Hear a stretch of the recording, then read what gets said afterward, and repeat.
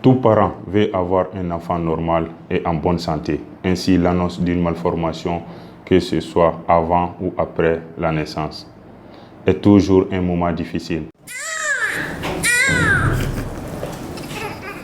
Le pied beau, c'est une pathologie handicapante. C'est une maladie, pas une maladie, mais une affection congénitale. Ça veut dire que les enfants naissent avec une déformation du pied. Et ça concerne, ça rassemble 4 déformations, à savoir l'adduction de l'avant-pied, c'est-à-dire que le pied de l'enfant va se trouver tourné en dedans, son avant-pied va se trouver tourné en dedans, et il va y avoir un creux qu'on appelle sillon au niveau de la plante du pied, et il va y avoir un varus au niveau de l'arrière-pied, du talon de l'enfant, et par la suite, ça va engendrer un échinisme du pied. Donc la pointe du pied va se retrouver pointée vers les bas. Donc vous avez la chance, on a la chance d'avoir un moment ici, où vous allez voir que le pied va se trouver comme ça. Et cette formation va se retrouver figée, c'est-à-dire non réductible. Chaque semaine, le Centre national d'appareillage orthopédique du Mali, CNAOM, reçoit des enfants atteints de pieds beaux. Varus Aquin, appelé couramment pied beau, cette maladie qui est méconnue et mal vue dans notre société est caractérisée par un pied tourné vers l'intérieur. Cette déformation du pied est congénitale, présente dès la naissance et peut être unilatérale ou bilatérale, touchant un seul membre inférieur ou les deux. Les gens pensent que c'est une pathologie mythique. Les gens pensent que quand les enfants ont ça veut dire que l'enfant est possédé par les djinns.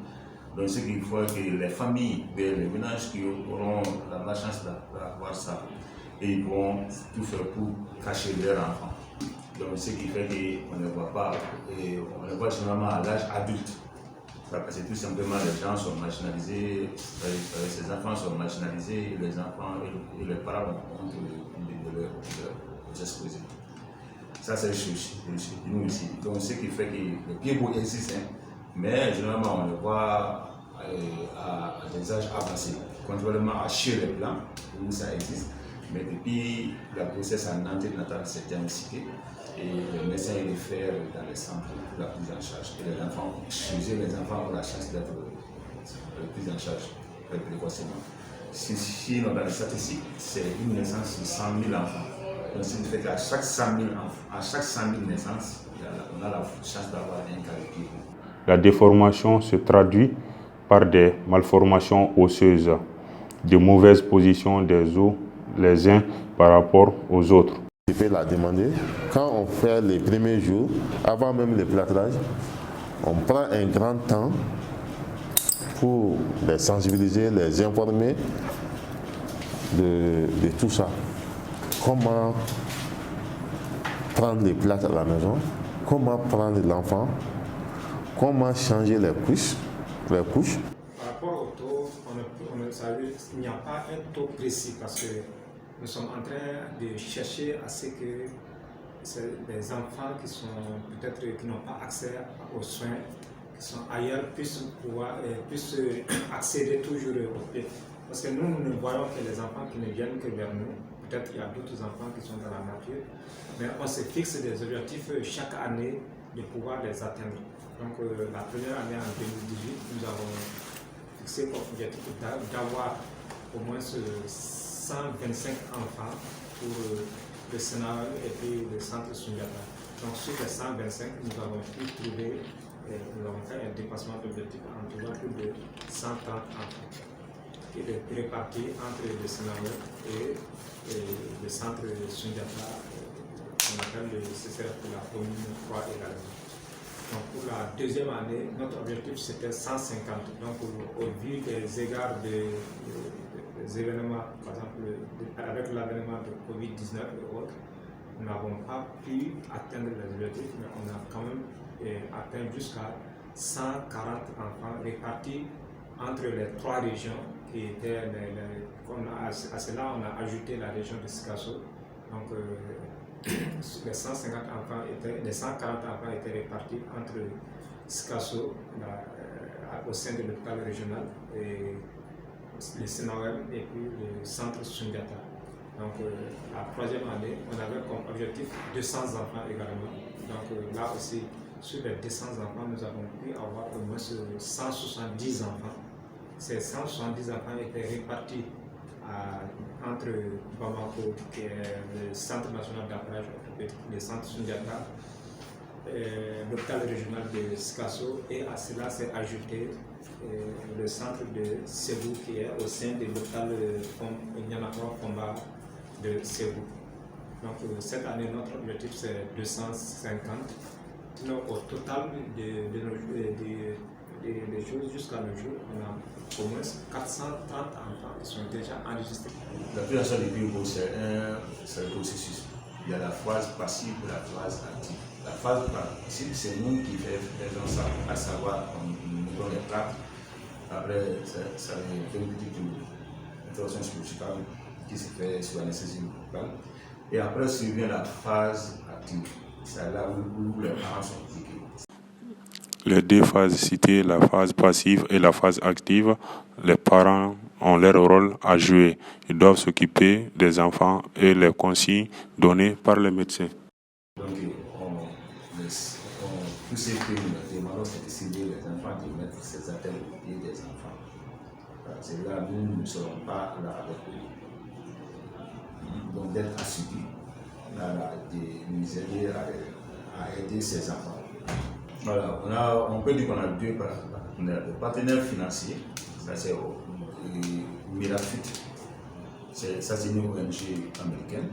Le partenaire technique, ça c'est le ministère de la Santé. Le ministère de la Santé à travers le Centre national d'appareillage orthopédique et les hôpitaux et les journaux. Ça diminue de plus en plus. Parce que les gens, auparavant, ces enfants, parce que une fois que ces enfants étaient nés avec les pieds beaux, tu allais mourir avec les pieds beaux. Donc du coup, ça sera très mal vu et c'est des gens qui avaient cet handicap qu'on pouvait bien et bien corriger. Maintenant, l'idée est en train de diminuer de plus en plus parce qu'on sait que ces enfants peuvent devenir normaux comme les autres enfants, aller jouer au football et essayer de faire les écoles comme les autres enfants. Donc du coup, la mentalité est en train d'être changée à travers même l'efficacité du traitement. Deuxième, l'association ASMP a mis en place des réseaux volontaires et communautaires pour détecter ces cas-là et les informer. On leur demande de faire des collectes de ces gens de parole pour pouvoir voir comment essayer d'améliorer un peu la mentalité de la population à travers ces témoignages et ces récits. Le traitement du PIEBO était gratuit jusqu'à 2012, après l'avènement sociopolitique que le Mali a connu. Pour les partenaires nous ont quittés, les enfants se sont retrouvés laissés à eux-mêmes.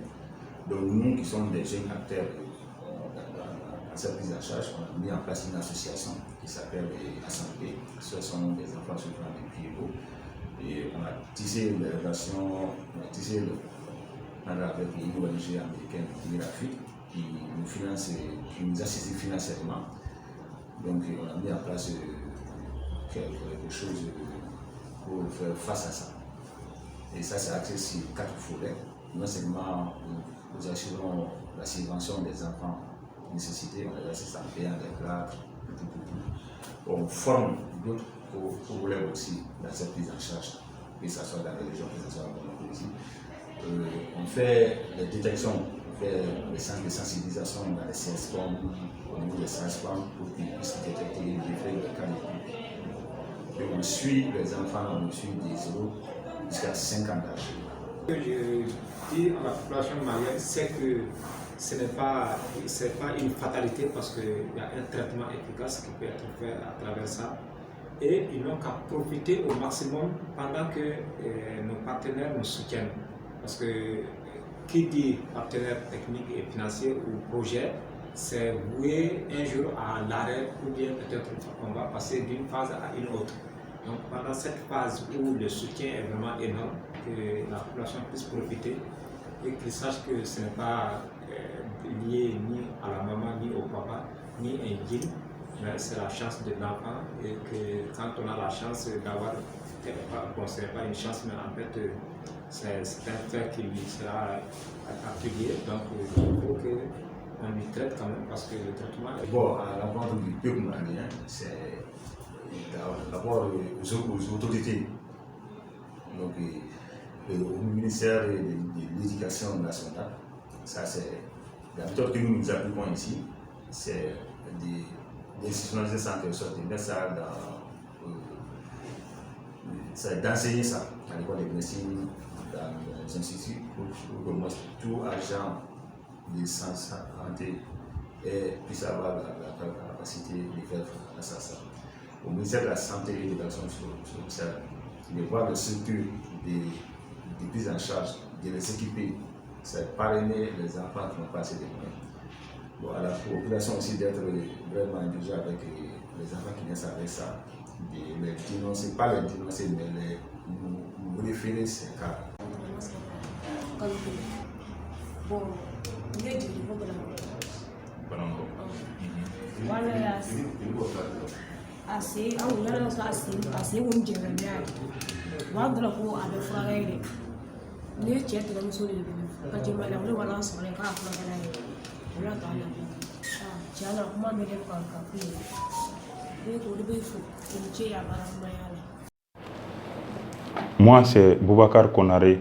Ma fille, Abi Konaré, est née avec cette maladie de malformation sur le pied. On ne le savait pas. C'est le docteur qui nous a informé que c'est une malformation congénitale et que la prise en charge se fait au quartier Mali. C'est pourquoi nous, on est venus ici et la prise en charge a été faite. Ça fait 2 ans qu'on suit le traitement.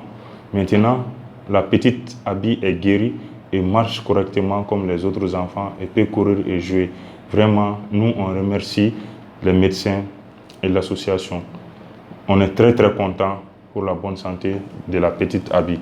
Merci. La petite Abi est un exemple qui nous montre que le pied beau est bel et bien traitable.